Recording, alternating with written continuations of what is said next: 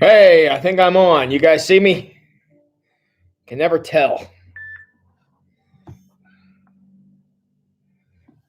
All right. How's everybody doing tonight? Man, I got a lot of shout outs to do. Hi, Barb. Cool Hand Luke is here. Teresa's in the house. Gene and Daryl. Angie, how you doing? Cheryl and Jack. Appreciate you guys coming out. Hi, Eric. Bill Martin's here.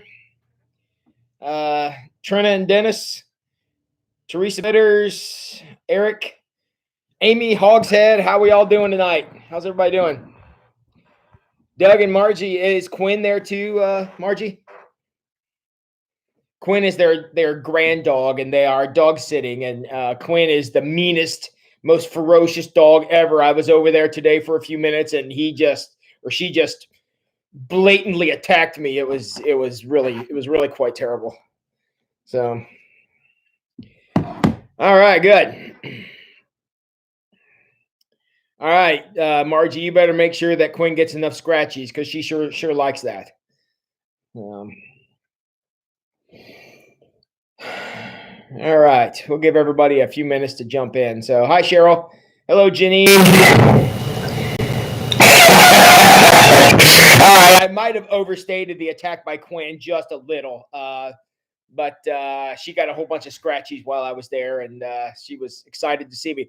It was kind of funny. I came in, and Quinn came up, and we were playing and stuff, and about, I don't know, what was it, Margie? 5 minutes after I got there, Quinn ran over to the window and started barking. She just realized the beetle was in the driveway, even though I'd been in the house for like 5 minutes.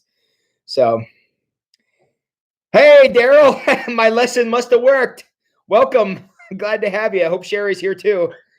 And Daryl and Sherry were here. We had a little how-to thing on YouTube, and that comment says we must have did good. So, excellent. Hi, Paula. All right. Hey, I know we're still waiting for a few people to jump in, and I don't know if Friday night's going to affect our crowd any. Hey, Parker. Hey, Susan. I want to run an idea past you guys tonight. I'm going to present the idea now, and after we discuss the chapter for tonight, I want to come back and hear your thoughts about this. I don't know this for fact, but it is my suspicion that the quarantine is going to go on past the April, what is it? April the 5th deadline. Hello, Sherry. Glad to have you. I really want to, I really wish we could be back by Easter, but I got to be realistic about this. So if that doesn't pan out, we're having a conversation about the possibility of having a drive-through church service. And we would do that, again, if all this pans out, we would do that the Saturday between Good Friday and Easter. And the way that would work is we'd have some media out in the parking lot, and I would order. I don't know if y'all can see. Can you see this? I don't know how well my phone shows up here. Anyways, these are individual communion packets.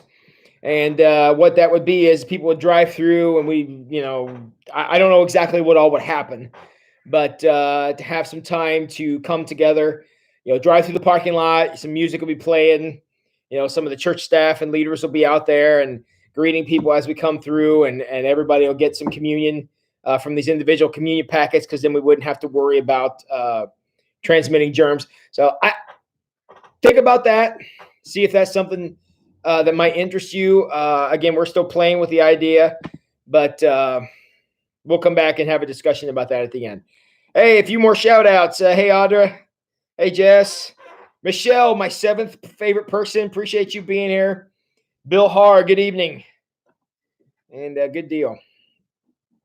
So, anyways, that's what we're planning on, or kind of throwing around the idea of the Saturday between Good Friday and Easter, of doing a drive-through church service where you just kind of, drive through out in the parking lot. So we'll have some talk about that toward the end. Hey, Candy. So Any of you who have the breaking the law, huh, Joe? Okay, all right. Any of you who have the book and were able to read the chapter tonight, you might find tonight's topic being a tad on the applicable side, talking about fear. And been a plenty of that going on here of late, as any of you who've been paying attention for more than 5 minutes may realize. Fear has been a very prevalent theme, and we're going to talk a little bit about the relationship between fear and faith in the chapter tonight. So good. Rule breaker Joe. Joe, finding out you're a rule breaker, this is my surprised face. All right, let's get into the chapter. All right, tonight we're doing chapter 1.5, Reveal My Fears. And that's where we are. So any of you who got the book and want to follow along, or I'll try to fill you in as we go. His opening question, what is it that makes you anxious, nervous, unsettled, or afraid? I mean, that's kind of what we're talking about now. And I think here at this time with so many things going on, this is an interesting time for this topic to come up, because there's plenty out there in the world that can, should, ought to concern us. And, what do we as people of faith have to say about that? I mean, what do we have to say about the coronavirus? And what do we have to say about, any of these other things that are going on? Because it's a tough place out there. And, shoot. And one of the things, I dropped my tablet and bumped my computer. Now it's messed up. One of the things that we deal with is we have to say something. I mean, people of the world are like, where's God in all this? And we've talked about this a couple of times. But, where is God in all this? And sometimes we have to trust in a way that we don't get a lot of encouragement to do that. Now, I made a note here at the very beginning, and I want to say before we go any farther, I struggled with this chapter, at least the first half of the chapter. I had some real struggles with some of the stuff that he talked about, and some real issues with, saying, hey, you should never be afraid, and either just be faithful no matter what. To me, I've had people pull that line with me. I've always not appreciated that very much, because I don't know that being afraid is necessarily a sin. I don't know if that's something necessarily that held against us. I mean, I think people who claim that they're never afraid are people who are not very honest, because, if you're not afraid of the coronavirus, or you're not afraid of illness, or you're not afraid of danger, that makes you insane. That doesn't make you brave. It doesn't make you faithful, certainly, because there's plenty out there to be afraid of. And so I struggled with this. Now, having said that, the second part of the chapter, I think he came back around and kind of got away from some of this fear is the absence of faith idea, because I don't agree with that, and got on to some different things. So we'll see that as we move along here. Now, we're talking about fears. Yes, I agree. That's exactly what's my problem, Cheryl. A certain amount of fear is healthy. Fear keeps us from doing things like playing in traffic or that kind of stuff, and all very good ideas. So, yes, I don't think that the presence of fear is the absence of faith, at least not all the time. So, now one of the things he mentioned here in like the I guess it'd be the second paragraph, things that we're all afraid of, and I saw my homegirl Michelle Kirian is in here. Michelle loves snakes. She thinks snakes are awesome. Has no fear of them at all. Will pet them and love them, and just she thinks they're great. So she's not necessarily afraid of snakes all that much. But some of the rest of you may have concerns about snakes and spiders and things that go bump in the night. And and I don't think those are the kind of things that we're talking about. I think the kind of fears we're talking about here are bigger things. And those things that ricochet in our yes, I agree, Barb. Let's respect the virus. And Michelle doesn't even like me discussing this. That should tell you all you need to know about Michelle's relationship with snakes. Teresa, fear can increase our faith sometimes. We're going to talk about that concept. Fear is natural. I agree, Joe. To live that way can be destructive over time.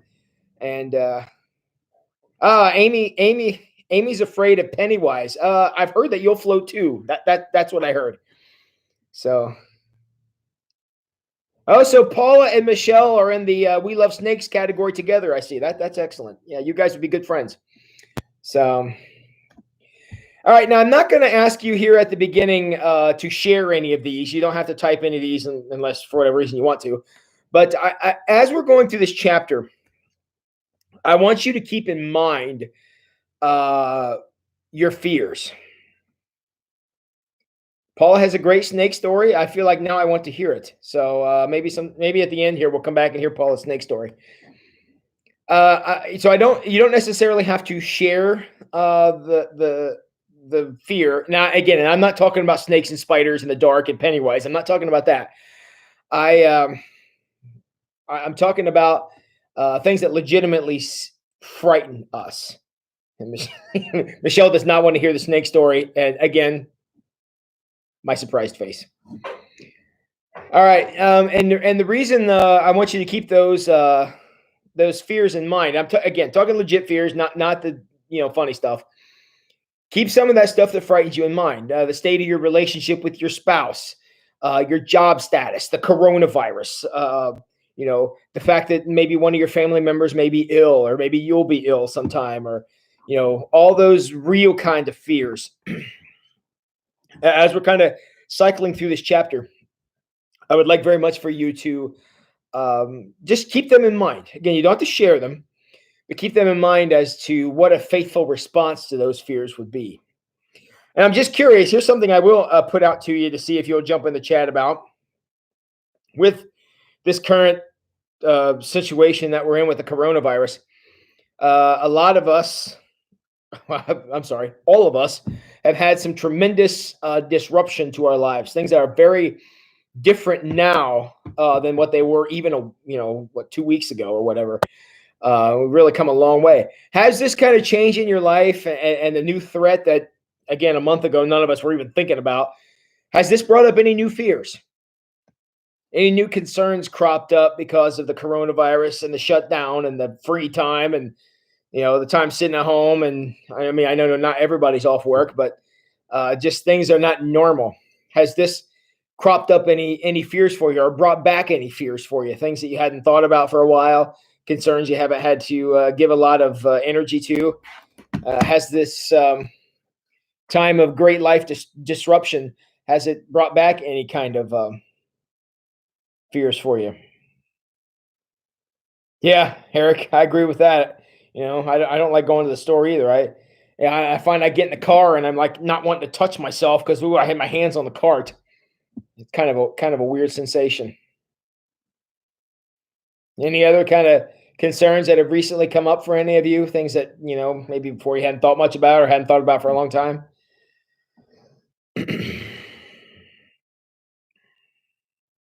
Nobody?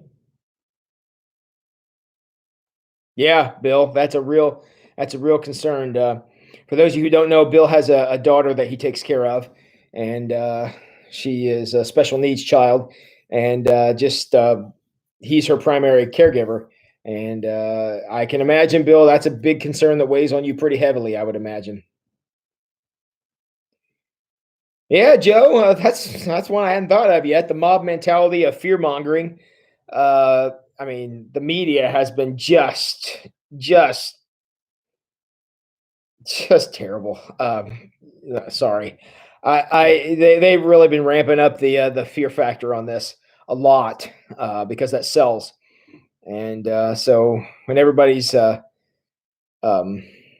afraid, people don't make the best decisions. As we saw when the coronavirus came out and everybody needed toilet paper, which I still don't understand that. Yeah, Teresa. Yeah, I mean, yeah, it's everybody is vulnerable. I mean, we've all had a kind of a reminder just how vulnerable we all are here recently because of the coronavirus. Yeah, Jess, we workaholics have had to make a big adjustment in life because many of us don't know how to live that way. Yeah, I was Eric. I was looking at the coronavirus website a little bit ago, and yeah, there's a lot of stuff. Yeah, Barb, I agree with that too. I really really miss you guys. I miss Sundays. I miss seeing everybody on Sundays and the energy of the crowd. Um, yeah, I miss you guys a lot. I mean, this is something. At least you get to see my face for what that's worth. But I just I do miss the interaction. Yeah, Cheryl, the virus is definitely causing a lot of financial instability, and God knows what that's going to mean because that affects people in a lot of ways. Yep, certainly. And these are a lot of concerns again that we didn't have a couple of weeks ago. Yeah, Michelle runs a gymnastics, runs a gym for girls in gymnastics, and I'm sure closing that down has brought you a lot of questions. Yeah, church is empty. I mean, literally empty. It's weird to walk around here. The last two Sunday mornings between the services, I went down to the chapel to paint. I had on clothes that my everybody has a painter's outfit. That's what I wore to church the last 2 weeks, and I would never even have considered anything like that before. And yeah, Cheryl, I too have concerns that people are going to suffer. I mean, I know I was at John Schlosser's funeral. I think I mentioned that earlier this week, and boy, that was a weird experience where there were a number of people there, but everybody stood way out around amongst the tombstones. It was uh, it was very strange because there were a lot of people there, but they were so spread out, and everybody stood way back, and just it was surreal. It was just I'd never seen anything like that before. And oh, extra Tim hugs. Thank you, Teresa. I'm sure I'll be giving out a lot of those when we finally get back together. I'm looking forward to it. And yeah, Bill, I think that's the scariest thing is that nobody can know when this will be over. I mean, there's a lot of people throwing things out there and hypothesizing dates, but let's be honest, nobody knows. And it's nobody knows, and when nobody knows, that's unknown, and boy, we hate that.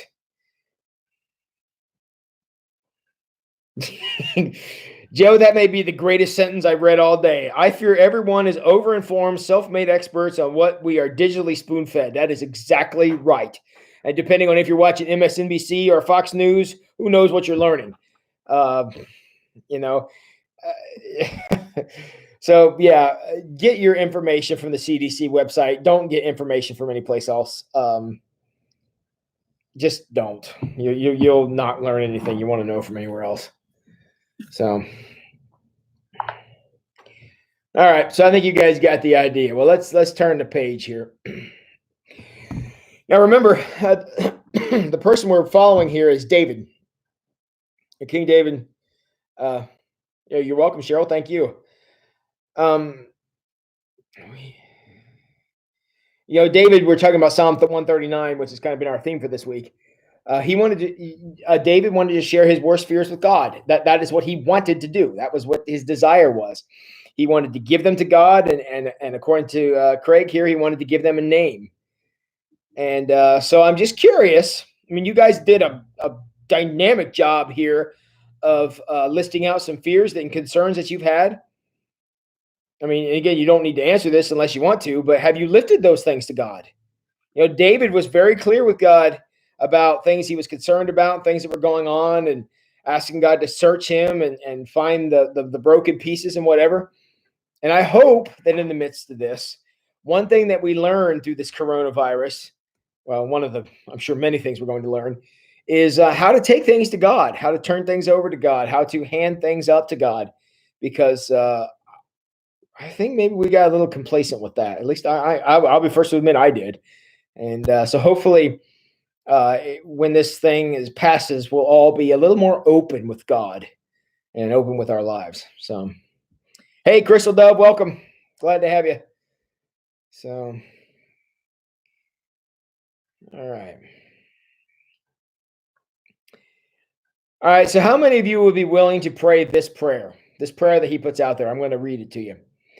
Lord, reveal what holds my mind hostage. Show me what I fear the most. Go ahead, help me face what terrifies me. How many of you would be willing to pray a prayer like that? How many of you be willing to pray, Lord, reveal what holds my mind hostage. Show me what I fear the most. Go ahead, help me face what terrifies me. Barb, I would say prayer is the only way you should get through your day. Absolutely, I agree. How many be willing to pray a prayer like that? Because that, my friends, is a dangerous prayer, and it's kind of a frightening thing to let go and let God. But how many of you? And again, this prayer doesn't have as much to do with the coronavirus as some of the other things. But how many of you are willing to give God that kind of access to see what's going on?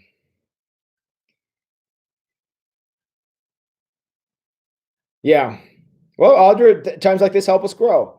We always grow through adversity. I mean, even think about when we were all physically growing, back in, middle school and whatever.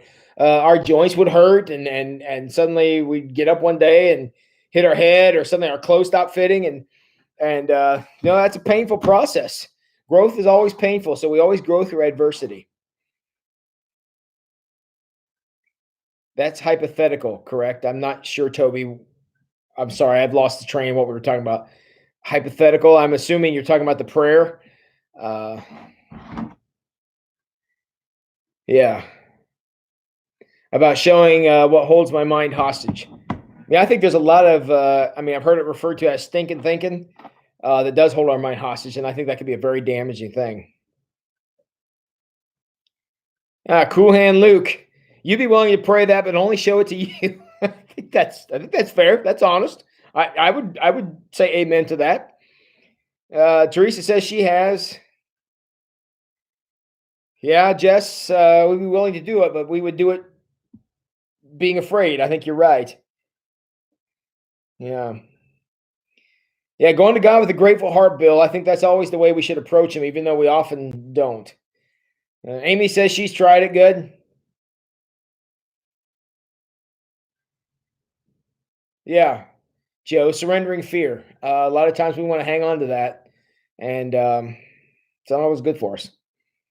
Janine agrees with Jess. That's good. Gene, yes, New York has a lot to fear right now. No question. I've been watching that on the news, and goodness gracious, they've got a mess going on there. So, yeah, keep praying for your kids. They're going to need it. Okay, so Teresa had an experience, and I know about the motorcycle accident. Yeah, I had a near-death experience myself back in 2011, so I know that those, while frightening and not at all fun, can be very liberating moments. Yes, you don't really expect us to be that vulnerable. No, not here, anyways. No. So Paula also agrees with Jess. Go, Jess. You got a couple people with you. That's great. So, yeah, give God a chance here. Because, and he says on down the page there a little bit, he says, what we fear matters. I thought about that sentence a lot today because I read this earlier this morning. What we fear matters. Why do you think that is? Because he doesn't say that really with a whole lot of context. That's really a paragraph unto itself. Why does what we fear, why does that matter? Any ideas?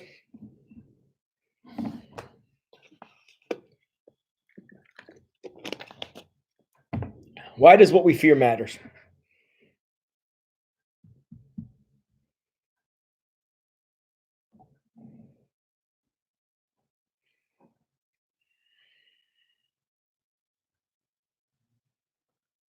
Depending on what the fear is, Teresa, but if the fear is irrational, it does not keep you safer. It actually puts you in more danger. Yeah, Toby, fear consumes our thoughts. Things that concern us are things that can really get to us after a while. And I think that sometimes if we're afraid of, or what we're afraid of can consume our thoughts to the point that we don't have the time, the energy, the effort, or the capacity to address real issues we're dealing with. Cool hand, Luke. I would certainly agree with that. We can't conquer what we don't acknowledge. Uh, these fear is one of those things where ignoring it absolutely does not make it go away. Bill, certainly fear can become a wall between us and God. There's no question about that. Because, and again, we're going to get into that a little more as we move through the chapter. But fear is evidence of not allowing God access to a certain area of our lives. He gets to that in the second part of the chapter. And when we get to that, I really started to resonate with what he was saying. And yeah, Bill, it certainly can be extremely scary as to what might be revealed. Because if we fear something that we don't need to fear, or fear something we ought not fear, that can be a really a frightening circumstance. Yeah. Yeah. Fear. What we fear is a place we won't allow God to work. And again, that comes from the chapter. Yeah. Sometimes, Janine, I agree. Fear can become a self fulfilling prophecy. We've all seen that happen to people too, where they're super concerned about something. When they won't let it go, they end up making what they're fearing most happen. And that's a sad situation, no doubt about it. All right, I'm turning the page again. I don't know what page we're on here, but and I think some of you have absolutely hinted at this, but I'll go ahead and read it here. What we fear the most often reveals where we trust God the least. This is when I really hear, and there's a big section on the next page. I really struggled with that. I struggle with this concept. Because if that's the case, if that's the case, that everything that we're afraid of is a place where we trust God the least, then the question becomes is it ever okay to be frightened? Is it ever okay to be frightened? And let me tell you something, friends, before any of you jump in here. I certainly hope so, because I'm scared of things, the things I'm concerned about. Um, and I never interpreted that necessarily as a not trusting God. Maybe essentially that's what it is. But here's the issue, and we're going to get into that more on the next page. Uh, I've read the Bible. I've read it clear through lots of times. And one of the things that I see in there that really, I mean, I love the Bible, don't get me wrong. But one of the things I struggle with about the Bible a lot is that God doesn't seem to have a whole lot of trouble letting bad things happen. And I always go back to the Garden of Gethsemane, the night before Jesus was crucified, and Jesus was saying, I'd really rather not do this. And we all know how that worked out. And the crucifixion was a horrible thing, and I completely understand why Jesus wouldn't have been so interested in going through with such a terrible thing. But it was God's will, and Jesus was faithful, and we look at Jesus as faithful, and that's fantastic. Doesn't mean that the experience was all that great, though. And I just, I don't know. I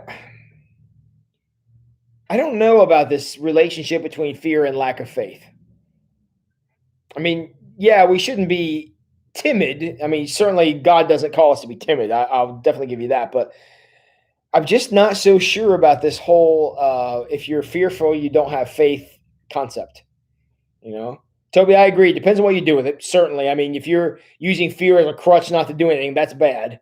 But I don't know that that's what's happening all the time. I mean, again, I go back to 2011 when I was down at OSU Hospital in ICU for 5 days.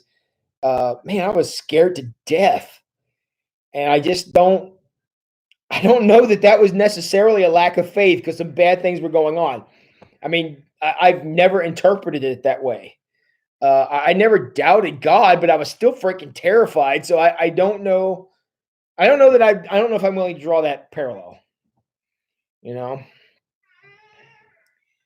Yeah, I agree, Jess. Again, and as Toby said, it depends on what we do with the fear. We can't stay there, or we can't allow it to stop us from going forward. And certainly, my experience in 2011, as frightened as I was, clearly it didn't stop me from going forward because now I'm here. But man, in the moment, I was terrified, and I don't know if I interpret that or feel like that's a lack of faith. Yeah, Parker. I mean, overcoming fear, I agree. Overcoming certain kinds of fear can bring us to a stronger level of faith. I couldn't agree more with that statement, because again, some of the times in my life when I have grown the most in my faith was the time when I was terrified the most at the moment. So again, that can happen, but I just don't know that every time. I don't know that when he claims that fear is a symptom of a lack of faith, I don't know about that. I don't know, because I mean, a lot of people were afraid. I guess it's about how much control the fear has.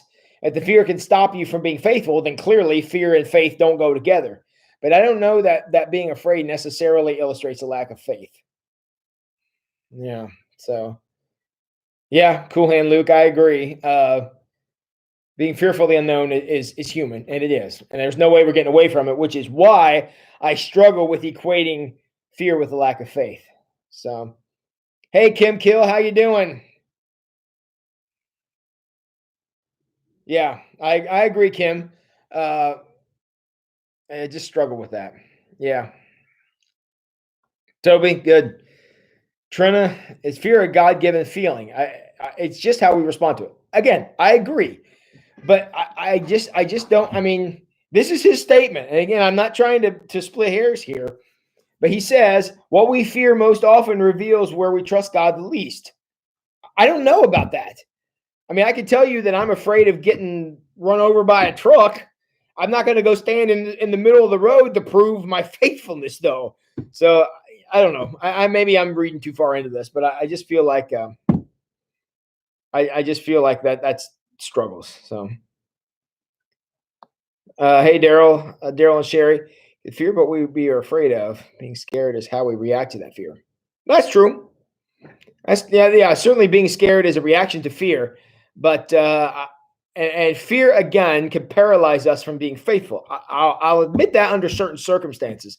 I just don't know that concern is necessarily a sign of a lack of faith, unless we're not allowing God to work because we're frightened. If that, I mean, I guess it depends on the kind of fear it is. D asked, did God ever fear? Jesus was terrified. He sweat like great drops of blood in the Garden of Gethsemane. That certainly sounds like fear to me. So, all right, good, Luke. Okay, I've got a book recommendation here from Joe. Read the book Gift of Fear. I have not read this book by Gavin DeBaker. Natural and constructive use of fear. Absolutely recommend it. I'm just curious, Joe. What's his take on it? Is fear a symptom of lack of faith or not? I mean, I'm just curious.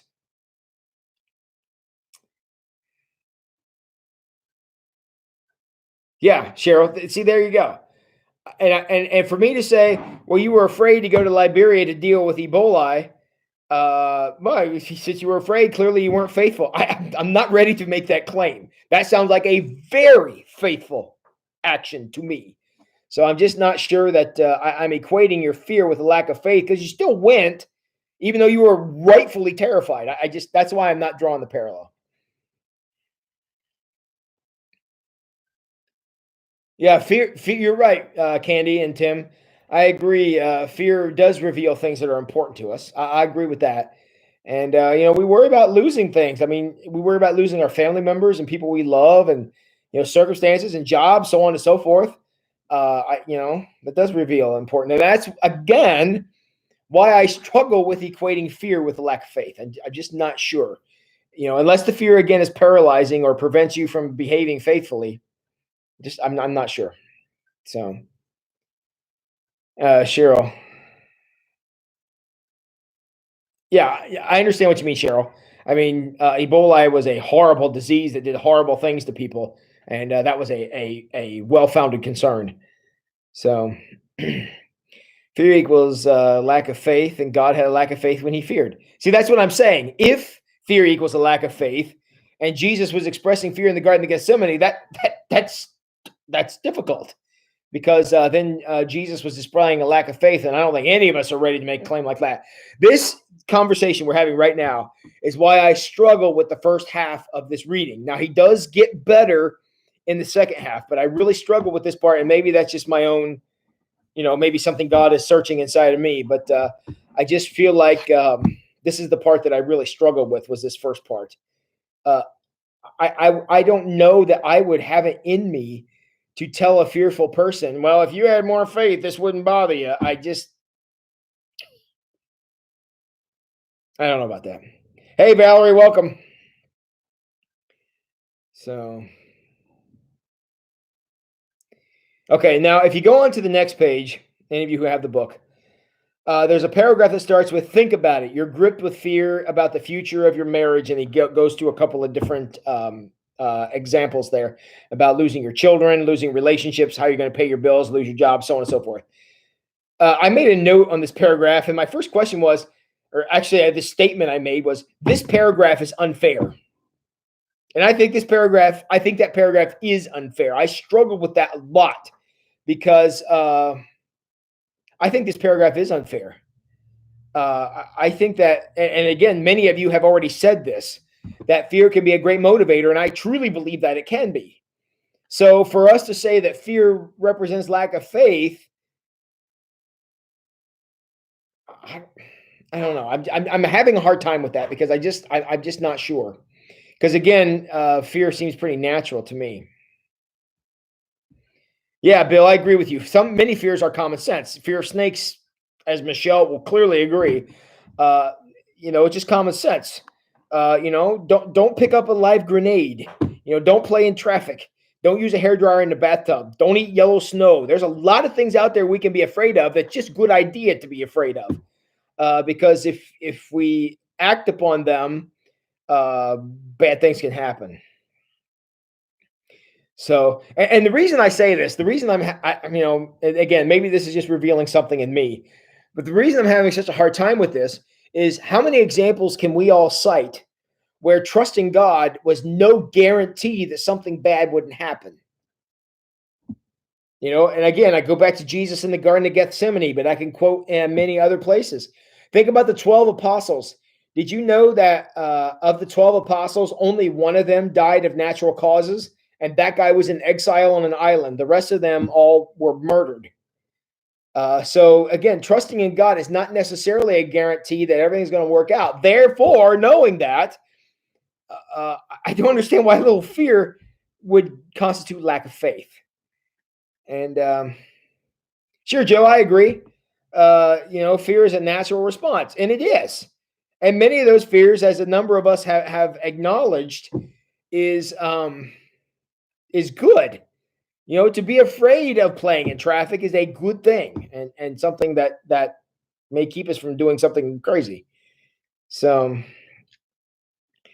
based on this paragraph and my argument I've been having with it for about 14 hours now, is what I ended up, the conclusion I ended up with from this paragraph, and maybe this is what he was trying to drag me to the whole time, is trusting God doesn't mean, at least to me, trusting God doesn't mean that you're never going to be fearful. What it means is you're willing to accept whatever happens. You're willing to accept, whatever God does. That doesn't mean you're not going to be afraid of it or concerned about it, because if it does, there's no way we're getting out of that one. But what faithfulness means is we accept whatever God is doing. We're willing to accept that. And I think that's faithfulness. I think Cheryl gave us an excellent example of that. She was concerned about catching Ebola on her way over to that other country to help treat it. But she still went, accepting the consequences of that decision.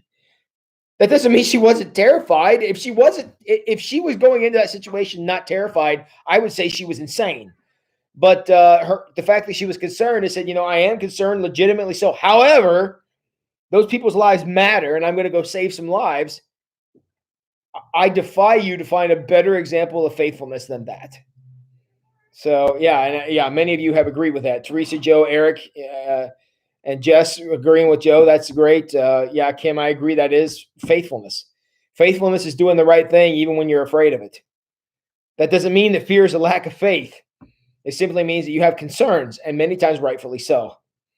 Because a lot of times, as Janine's saying here, when we step into God's will, we are giving up control. And you want to talk about something frightening? That's that's pretty high up there. And but to be willing to step anyways, even when we don't know what that next step's going to be, or what that next step's going to look like, or where that next step's going to take us, is good. I just cannot. I cannot take myself to say that if you're ever afraid, it means you're not faithful. I can't. I tried all day. I tried. I still haven't gotten myself there. But just because you're afraid doesn't negate the faithful action that's in front of you. You may have a responsibility to put your fear on the back burner and act anyways. That time may come. But to say that, well, God tells me, so I'm just going to accept it and do it without fear, that's not being realistic. That's not going to happen. Okay, so if you turn to the next page, thank you, Teresa. If you turn to the next page, there's a paragraph there that begins with, which brings me back to why I wanted to write this book. Okay, from this sentence on, I really liked this chapter. He really turned himself. I wouldn't say turned himself around, but I started to resonate a lot more with what he had to say from this point forward. Things changed at this point. And so we're going to continue the conversation. Thank you, Valerie. We're going to continue the conversation here. Now, in the very next paragraph, that starts out with "Our fears matter." He has a phrase in here that says, "The truth is, you and I and everyone are always inadequate." True. So how does accepting, again, I'm not singling a single one of you out. We are all in this boat together, all 35, 36 of us. We're all in this boat together. We all are inadequate to the task. In fact, we talked about that last night. It's not a calling from God unless you're in over your head. That's just how it works. So how does accepting our own inadequacies, how does that affect our fear? By accepting our own inadequacies, by identifying that we are all sinners, which the Bible makes abundantly clear that we are, by accepting that, by owning that, by identifying that, what does that do to our fear? Knowing that we are inadequate and God knows it. What does that do to our fear?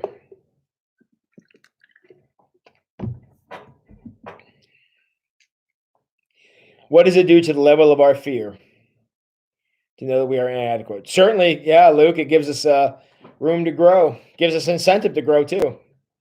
I would agree with that.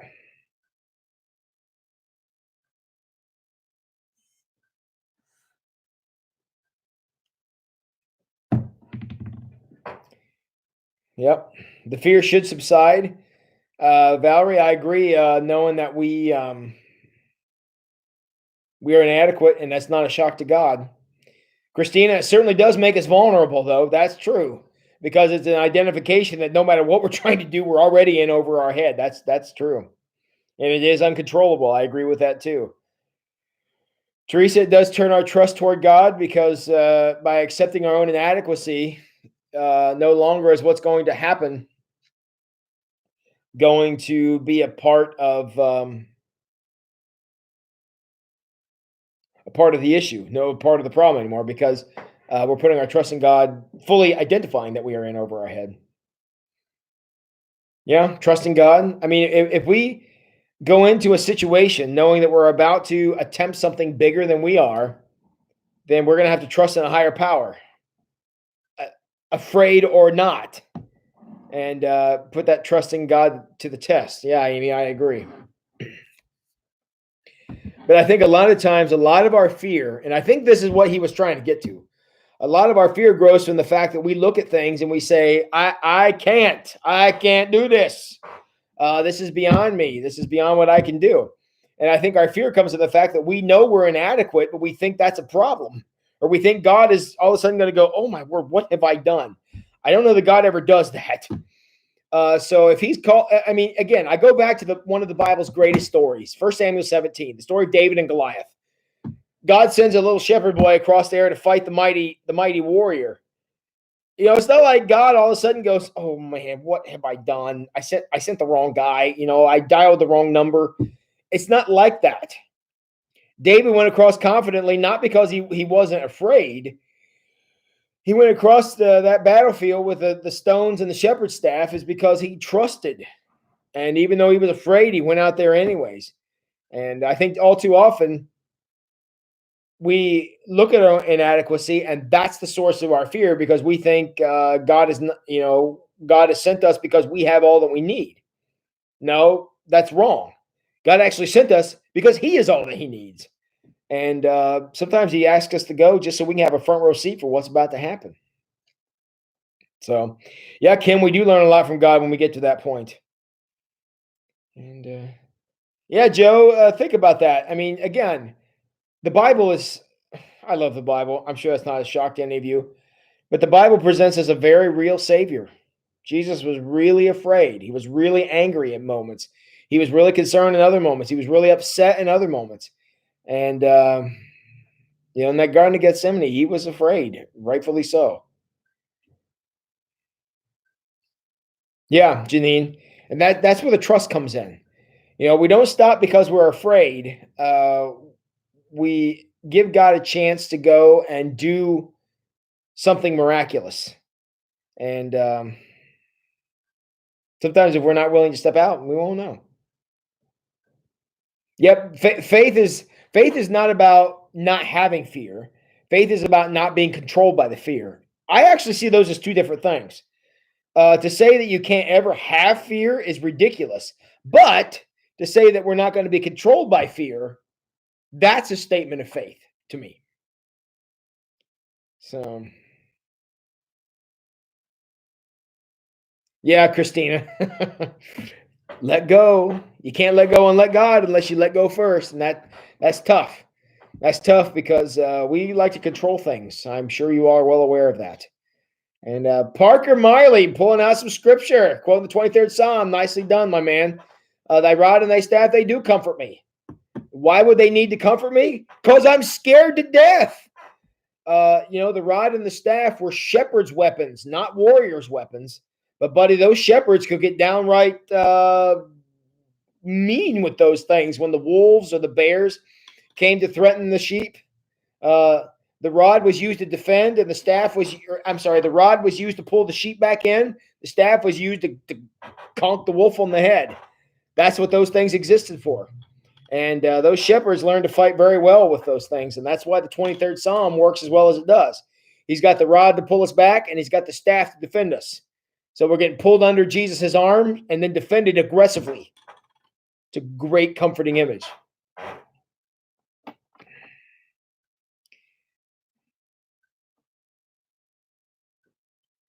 Yeah, Susan, I agree.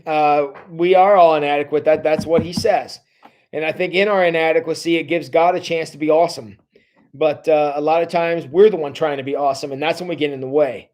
Our fear can definitely cause us to say, I'm only going to go in the water up to the neck. I'm not going to swim out into the deep waters because I don't know if I can handle it out there. But God's saying you don't have to handle it out there. Once you get out there, I'll take care of it.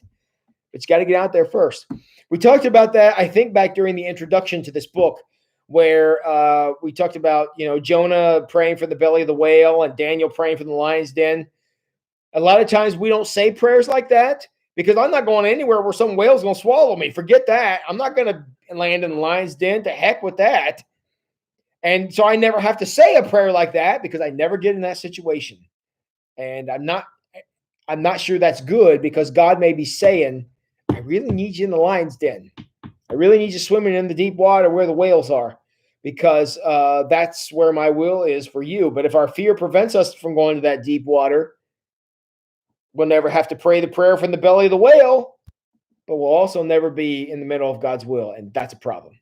That is a life not lived to its potential. And that is a sadness. So,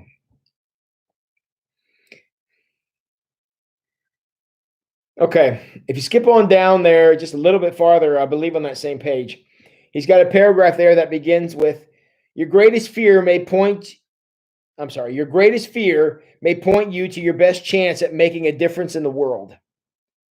Personally, from personal experience, I found this sentence to be very true. The things in my life that I was the most afraid of, and to this day, the things in my life that I have the most fear about, are the areas in the world where I can make the greatest impact and the greatest difference. 3 weeks ago, I never ever even considered having a YouTube live stream. But because of a situation where I had to step outside of my comfort zone, here I am. And this is something I never, this is intimidating because I didn't know how YouTube even worked really. And so I had to read a lot and learn a lot about how to do this. And I was scared to do this because I didn't know how it worked. And quite frankly, I sometimes sit here wondering if it's still working. But in that fear, I mean, we got 36 people logged in right now, and that's wonderful. How many Bible studies has this church ever had where we had 36 people out on a Friday night? Now, granted, we've never had a global pandemic either, but of course, I say that now we're down to 35. But the idea is that we've got people here having this experience who wouldn't have if I'd have been too scared to try this. And I'm not trying to ring my own bell. That's not what this is about. What I'm saying is because Tim was willing to get over his fear and put his face on YouTube and his singing ability on YouTube. Here we all are. And I am so glad you all are here. So fear is Satan trying to take us away from God. Depending on what the fear is, I could agree with that in some circumstances. Yes. Candy, fear, whatever. Joe Sutton, I think God allows fear to push us out of our comfortable parts of our faith. Yes. Amen. Couldn't very well said. Fear makes us take it seriously, and that would be its purpose. That's true. Faith may help us understand the gravity of the situation. I hadn't thought of it that way, but I agree with that. Joe Sutton, 0. I'm assuming 0 people coming to a Bible study on a Friday night. Yes, I would agree with that. Having taught many Bible studies, I don't know if I've ever gotten anybody out on a Friday night for a Bible study, and now we're up to 37. So appreciate y'all being here. And thank you, Teresa. Thank you, Jess. Inadequacy. Can Tim speak English? Inadequacy is what makes us dependent on God. That's true. I mean, we've all heard the phrase, he is strong where I am weak. And in my weakness, he is made strong. And I think that's very true. A lot of times in my life, when I felt the most weak, God was doing his thing the best. And we are all desperate for human interaction, so we're giving Tim a big ego. Thank you, Toby. Appreciate you putting me in my space. Oh, here we got Joe. Joe fears my singing. Yeah. These guys are my brothers. I love them a lot. And where would I be without them besides, rich and famous or something? Audra Sutton. Oh, well, thank you, Audra. I appreciate you being there. The live stream thing may become a thing. I don't know that it will be every night from now till Jesus comes back, but this may be a thing. So we'll judge to get past our fears, either an intentional one or one out of our control. Sometimes it's a kick that gets us out of there too, but I would agree with that, Kim. And thank you, Paula. Agree with Bill. Great. Jess, not desperate, Toby. Remember, I am working 2 social jobs right now. True. So thank you, Eric. So Valerie, my intention is to make it a thing. So what that thing is, I don't know how it'll work, but we'll see how life is post-pandemic. And I bet that was, Luke. I bet that was a big step for growing up in the Catholic Church and to step out. But buddy, we're glad to have you here. You and your guitar and your work with Celebrate Recovery, man. We appreciate you a lot. So good deal. You overcame your fear and look where you are now. Congratulations. So, holy cow. Is it really 3 minutes till 9? You guys are gluttons for punishment. I appreciate that. All right, all right, we're going to skip ahead. I got a whole bunch of more notes, but this is taking forever. There's a paragraph about a page or so over that begins with, as God reveals your fears, he'll also build your faith. There's a line here that says, and this is what I'm like, oh my word, why didn't we start here? Where he says, Faith doesn't mean you don't get afraid. Faith means you don't let fear stop you. I'm like, we could have started there. That sentence is where this chapter should have started, because I had some real. That's not what I felt like he was saying earlier in the chapter. So either he changed his tune or I got less angry. I'm not sure which one it was, but that's what I think. The presence of fear is not the absence of faith. The lack of action is the lack of faith. And that's exactly what I think. We're talking about opening our lives and letting God search us. That's what this first section is about. We want God to search us. That is a fearful thing. I am fearful about allowing God into to know my inward parts and some of the things that go on inside of me. I'm concerned about that. I have fear. However, here I am, allowing that to happen. And I think that that's where this chapter should have started, because being afraid is being afraid, but doing it anyways is faith. And I see a number of you there getting on to agree with that. So I wish that sentence is where we would started instead of where. I wish we would have ended there too. But I feel like some of the stuff he said earlier in the chapter, I feel kind of contradicts that sentence. But when we finally got to that, I'm like, yes, that's it. It may be, honestly, the fear is not evidence of lack of faith. Fear is actually the measure of faith. Are you able to get over that to go into faithfulness, to be faithful? And not to mean that the fear goes away, but are you able to do it anyways? Are you able to run toward danger? Are you able to run toward God's calling even if you're concerned? And that's what I feel is fear doesn't mean lack of faithfulness.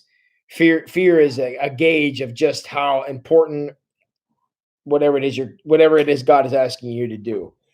And to claim that you're not afraid, I think, is just trying to fool yourself. So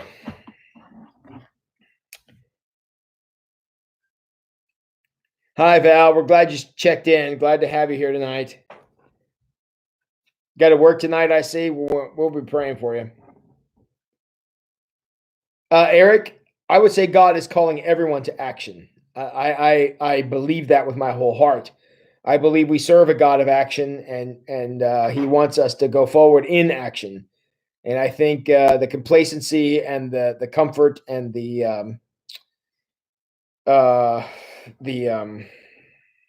just the desire to remain in a comfortable spot prevents us from that action, which I think is very important. Thank you, Teresa. And Val, I hope you be safe tonight out there. Now, you want to talk about something that may be fearful? The next chapter is entitled "Uncover My Sins." What could be fearful about that? What could be frightening about that? The idea that God has the opportunity to search us and reveal things to us that we may not be so excited to know. So that's something to be concerned about. I'd like to take just a couple of minutes here at the end to pose a question out to you, the same question I opened up the live stream with tonight. I would love some feedback from you. If we could, because again, it is my humble opinion, and that's all it is that this quarantine is going to continue on past April the 5th. The idea that this is going to be lifted by Easter, maybe it will be. I don't know, but let's for the moment assume that it won't be, because I think that's a safe assumption. If we were to set up the Saturday between Good Friday and Easter, which would be Saturday, April the 11th, if we were to set up an experience in our parking lot, that would be a drive-through experience. Fear the little blue bottle? Actually, don't fear the blue bottle. You know what it is? Disinfectant. The idea here is that I have a little ADD going on here. I would like to have an opportunity for people to drive through the parking lot where we would have an experience set up that you would do from your car. You could do it with your windows up. We could all be here. And one of the things we would have as a part of that is I was looking up some individually wrapped communion wafers and cups, things that would be sanitary. We would hand them out. and it drives the parking lot for 5 minutes, but it would be an opportunity for everybody to kind of come through, see each other, hear some music. We'll find a way. I talked to Josh about possibly having the band, given the fact that he has an infinite home and the setup and the possible weather challenges. Not sure that would work out so well. But obviously, as you've seen on Sunday morning, we have a bunch of footage of the band and Daryl and Gene playing, so we could have that playing somehow. We're going to work out how that is. Is that something you guys would enjoy, coming to drive through the parking lot to have? I'm thinking, maybe it would be one of these things where you would drive down whatever the street is here by the church, come up across the back, come in. I don't know. I'm just toying with the idea. Maybe we would set up the parking lot over here by Spring Street, something, and then that way you could drive through, you could receive communion. We could at least say hi to you through the window. That would be safe, and have some experiences here. So I was looking up on eBay. I found, let's see here, I can get 250 individual wafer cups that are sealed. So we would just hand them to you and no one would touch them but you. I can get 250 of them and they're guaranteed delivered by Thursday, April the 2nd, which will be in plenty of time. Again, I know this is not ideal, but I'm trying. I miss you guys so much. And Easter is such a special time. Well, that could be. You could pick up the communion wafers and take it on Sunday. I actually thought about that too. Whereas a part of the online presentation of the service on Sunday morning, we could bless the stuff that you picked up the day before. So that would be.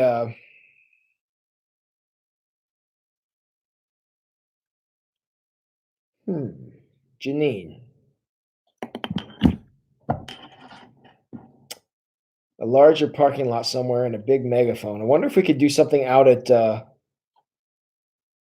what's the company out south of town where they gather for the the parade. I can't think of the name of the place out there. What am I trying to think of? Somebody. The place out south of town where we could all park our cars. Continental. Out at Continental. We could all park our cars out there and have communion in your cars, and we could.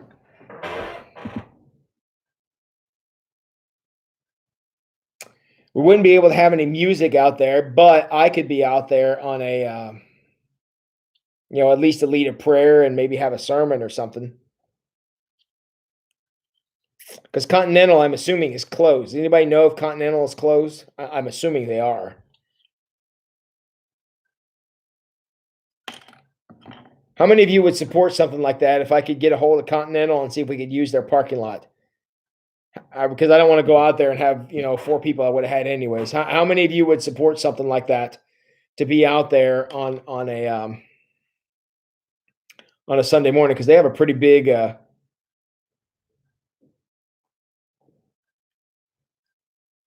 library has a big parking lot too. That's true.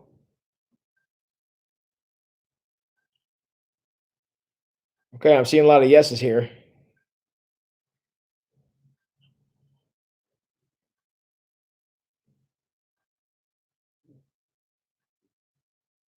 Continental's business as usual, so that wouldn't work. Okay. But the library does have a big parking lot. And it would be drive-in style D, yes.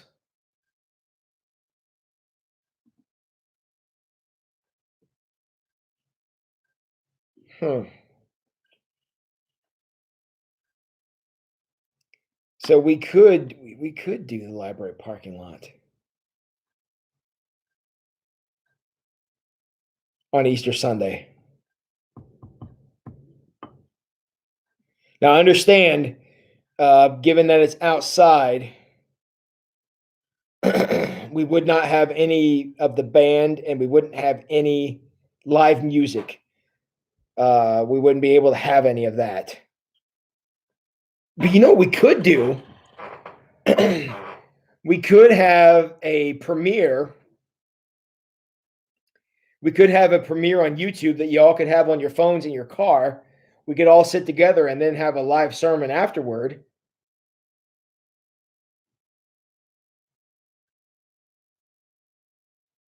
We could do that. We could have some music from the band that would go live stream to all of your phones, just like we're doing now. And then afterward, we could have a live.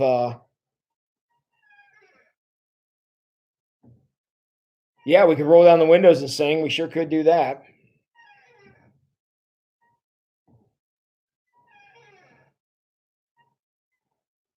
I'm liking the library parking lot because that's downtown and that would attract attention.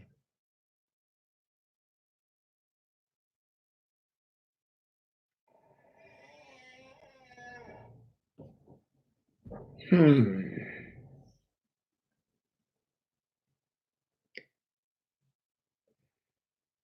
So the sermon could actually be live if I could get a speaker big enough to handle that. Or we could do, well, I wonder if I could live stream from my phone. If I could live stream from my phone, I could actually be there and it could be on your phone that way too.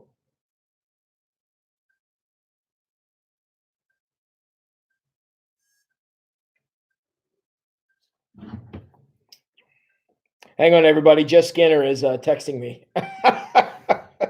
Jess, that's why you're my favorite employee. Don't tell Phil. So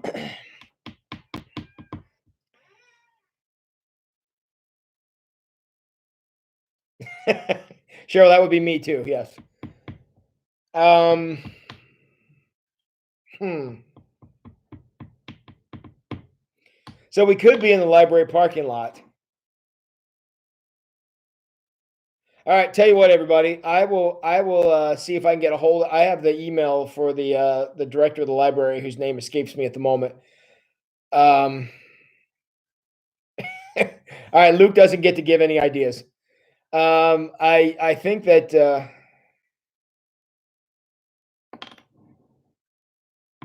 we can't use the library as a public parking space.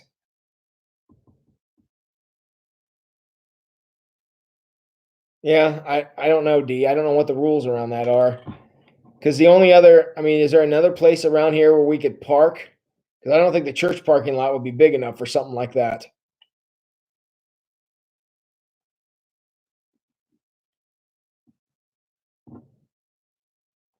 Yeah, I believe the library is a public parking lot. I would assume that it is. I don't know that for fact.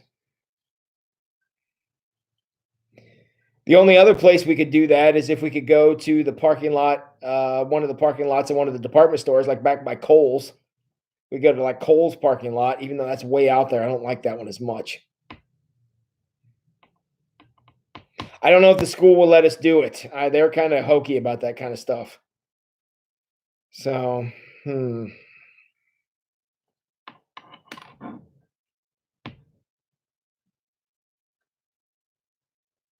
The football field where we have Wayne stock, Cheryl, that's a good one. So, Janine, does that mean we can't use it if it's city owned?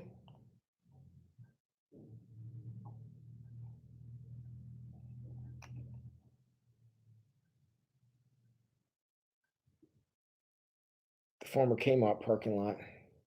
Is that out there by Dr. Spee's office?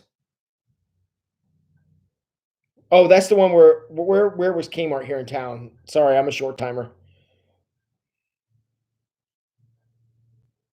Is that the one out by Dr. Spee's office behind the funeral home?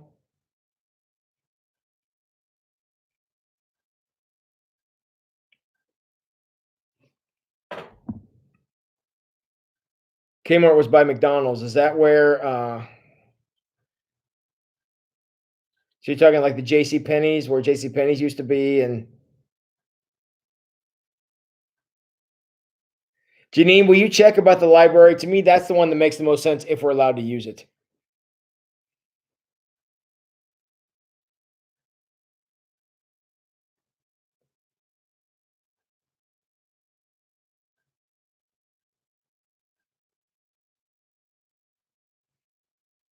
Salina Tent Awning owns out by McDonald's. You're talking the area there by by Beer Barrel. Am I in the right place?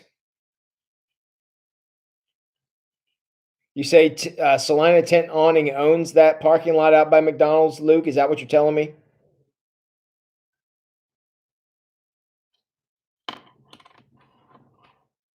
Because if that's privately owned, we could use that one. If all we're gonna, and again, all we're doing is parking.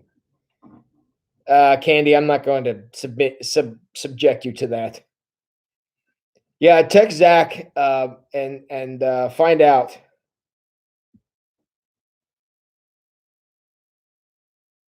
By Shafe Auto Sales. I don't know where that is. Candy, please. I want to do something for Easter. And again, I love the live streams. I mean, whatever. Jay says yes.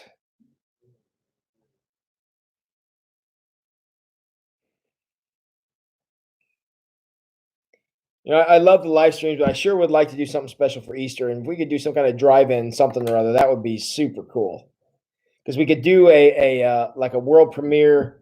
I'm sorry, do a premiere on YouTube that would get us music, and then have a sermon and a dismissal and bless community elements that we would already have distributed. And we could use masks and gloves to pass those out.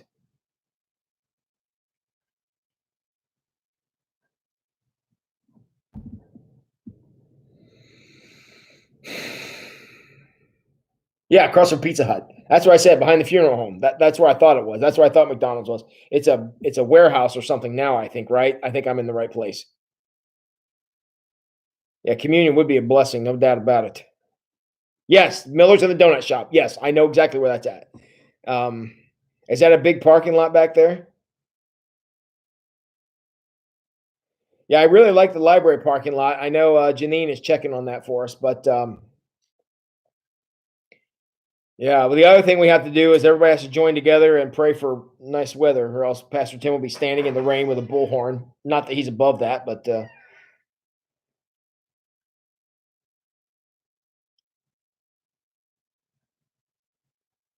old Kmart parking lot has been redone and are separate building lots.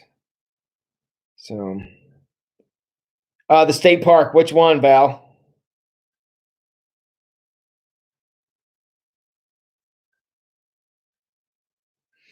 Tell you what, let me do some research on this when I'm planning to be here tomorrow, so there will be a link set out for tomorrow. Um, let me do some checking on that. I'll try to get a hold of the curator of the library, or maybe Janine will get a hold of Zach.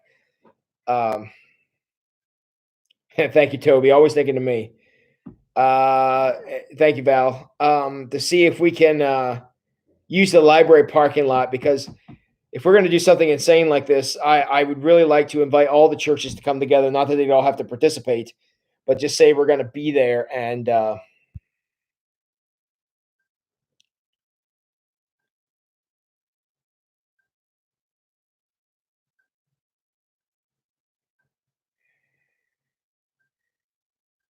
yeah, I'll see if I can call the mayor. Well, if Janine is checking with Zach Farrell, he's got access to the mayor too, um, and just see what's possible. All right, we're going to do some research on this. I feel enough energy from you guys to feel okay with because I don't want to go through all this to have 5 people be there. So, yeah, let me do some checking on this, and this may flow into next week and kind of see. But this is something we'll look at, because I certainly would like for us to be able to get together on Easter. So keep us in prayers. Hey guys, thank you all for coming out. Thank you for this conversation tonight, both on the book and on this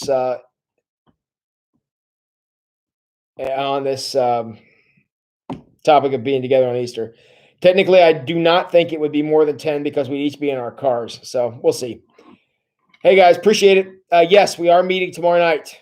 Or at least I'll be here tomorrow night. For anybody who wants to come out, I'll be here at 8:00. Thank you, Joe. That is exactly how I feel about it. And tomorrow night, we're going to do chapter 1.6. For any of you who are able to be here, be here. We're going to talk about uncovering our sins. I'm sure you all will be riveted for that one. I appreciate you all coming out. Keep this in prayers. Thanks, Eric. Love you guys. Appreciate this conversation. And hopefully tomorrow night we'll have something more to report about the possibilities for Easter. So thank you. You guys take it easy.